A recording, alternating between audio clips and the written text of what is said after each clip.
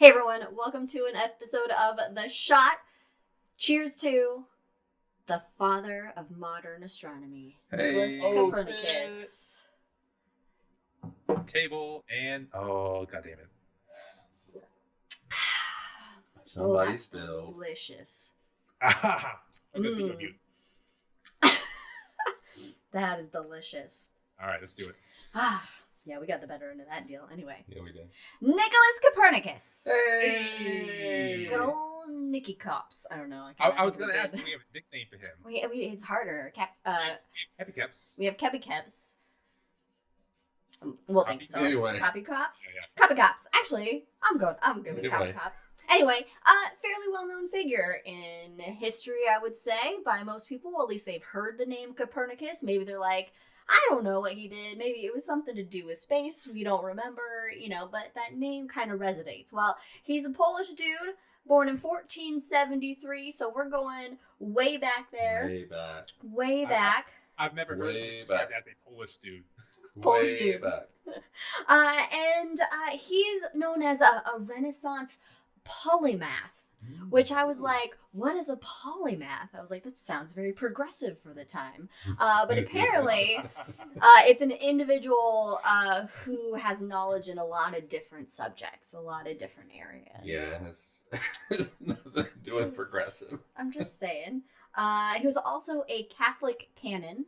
I don't know what that is. I'm assuming it's some sort of priestly kind of position with the Catholic Church. They shoot verses at people. Okay, so they verse him. I really wanted him to have like his little Bible and get in the canon, and they shoot him off like in a circus. And he's like, "Happy birthday, good word." Verses via canon. That would be good.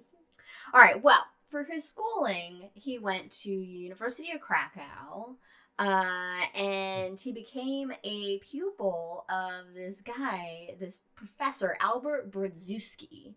And he was a professor of Aristotelian philosophy, so Aristotle. And he also taught astronomy on the side, outside of class. So make that money. So this is where Copernicus starts getting interested in astronomy. And the planets and all that. He gained knowledge in mathematical astronomy. Mathematical. Algebraic. And nature science and stuff through studying Aristotle. While studying ancient Greeks like Aristotle and Ptolemy, both of them have their own model of the solar system. Mm-hmm. At the time, Aristotle's was the leader. It was the winner. No one really liked Ptolemy's that much. But Copernicus was looking at these and going, these contradict the other. Yeah. And so he started thinking more into it and looking at these different models of the solar system. Now, Aristotle's view of the solar system is a homocentric spheres.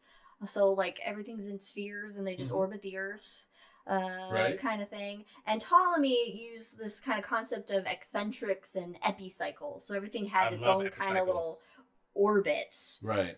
It's like go on, sorry. No. But the Earth is still at the center of the solar system. Right. In both of these models, right? Then he met a famous astronomer named Domenico Maria Novarina. Nice. Well done. And he became his disciple and student. So he studied under this guy. Around 1500, he goes to Rome. And there's some little evidence that he may have briefly studied astrology, which was actually considered a medical education at this point in time. Check out our The Astrology episode for more information on that bullshit. But he never got into it. He was like, no. Well, good for him. Bullshit. Good for him. And he started making some coin, though. Yeah, well, yeah. He started making a lot of astronomical observations. He was observing Mercury, Venus, Mars, Jupiter, Saturn, and calculating their positions with varying degrees of kind of errors and whatnot. He viewed an occultation of Aldebaran, Taurus's brightest star, and also a conjunction between Saturn and the moon. And so what, of course, he's most known for is basically redefining the solar system, kicking off kind of almost the scientific revolution. It's kind of and this new ways of thinking about our world and our universe using scientific principles and logic and everything. Well, Galileo leaned on him. Right, so there's actually a little bit of kind of debate between if Copernicus is the father of modern astronomy or Galileo, but that's really not a debate at all. It's Copernicus. It's Copernicus. Yeah, no, it's Copernicus. So essentially, while he's like doing all this studying, he's writing things down and he's creating basically these like kind of assumptions and arguments that is basically saying the sun is at the center of the solar system and the planets orbit around the sun. And he's actually not the first to think about this. A Greek philosopher, 1800 years prior, named Aristarchus of Samos. He actually created that. He actually created the model. He actually thought of that first. But Aristotle was the like cool cat in town, and so he got Aristotle.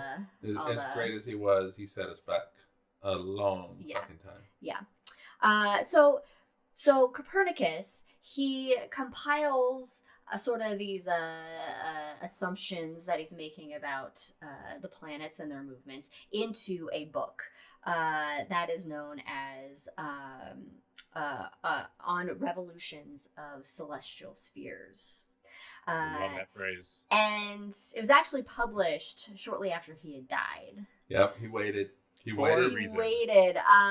Although apparently some dude brought like his early kind of like work, just like his first drafts kind of to the Pope, and the Pope was actually pleased by it. And like gave this guy like a gift for like bringing him this and whatnot. Well, typically you don't expect the Spanish Inquisition, but Copernicus fully expected the Spanish Inquisition. Right. Yes. So he waited. Apparently, there is a rumor that he did get to see like the final draft on his like deathbed, like right before he died, though he could like see it in its final form before it was published. So basically, a summary of his heliocentric model, the work that he made, these assumptions. The summary is that there is no one center of all the celestial circles or spheres. The center of the Earth is not the center of the universe, but only the center towards which heavy bodies move and the center of the lunar sphere. You know, this is before Newton. Deeper than this knows, is before, This is before Newton. All the spheres surround the sun as if it were in the middle of them all, and therefore the center of the universe is near the sun. It's close. I mean, not the center of the universe, but you know, the solar system was the universe at the time. So topic, really, he's basically correct.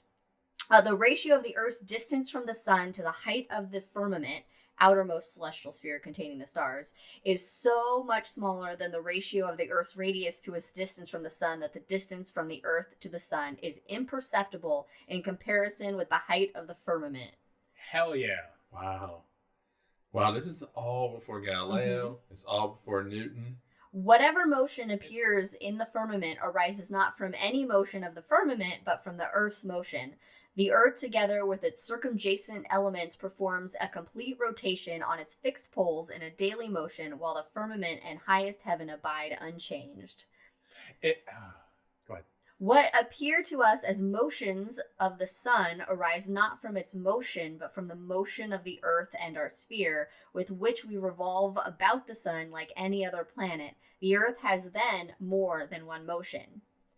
The apparent retrograde and direct motion of the planets arises not from their motion, but from the Earth's. The motion of the Earth alone, therefore, suffices to explain so many apparent inequalities in the heavens.